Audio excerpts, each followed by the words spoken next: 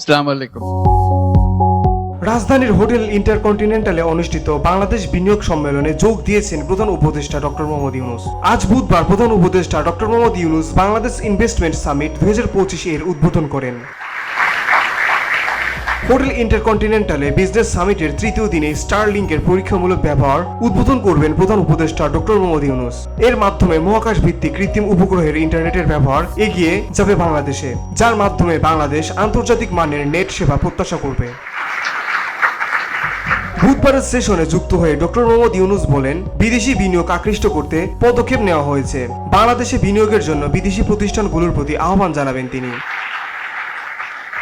4 দিনব্যাপী বিজনেস সামিটের 2 দিনে ইতিমধ্যে চীন, কোরিয়া, সুইজারল্যান্ড, আমেরিকা সহ বেশ কয়েকটি দেশের ব্যবসায়ী প্রতিনিধিরা বিভিন্ন সেক্টরে বিনিয়োগের আগ্রহ প্রকাশ করেছেন। এছাড়াও বাংলাদেশের অর্থনীতি উন্নয়নের জন্য কয়েকটি বিদেশি ব্যাংক ইতিমধ্যে লোনের প্রতিশ্রুতি দিয়েছে।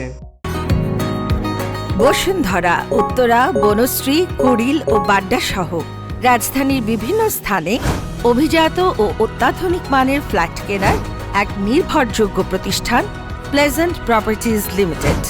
তাই আপনার স্বপ্নের আবাসনের জন্য আজই যোগাযোগ করুন। Pleasant properties limited, where destiny matures eventually. এরই মধ্যে বিদেশি বিনিয়োগকারীদের জন্য অফিসিয়াল কার্যক্রম শিথিল ও জ্বালানি নীতি তৈরির ঘোষণা দিয়েছে সরকার। সম্মেলনের তৃতীয় দিন বাংলাদেশের ব্যবসা প্রতিষ্ঠানের স্থানান্তর, যৌক্তিকতা তুলে ধরা সহ নানা ধরনের আশ্বাস দেবেন প্রধান উপদেষ্টা doctor Mohammad Yunus. Beauty Bangla news desk.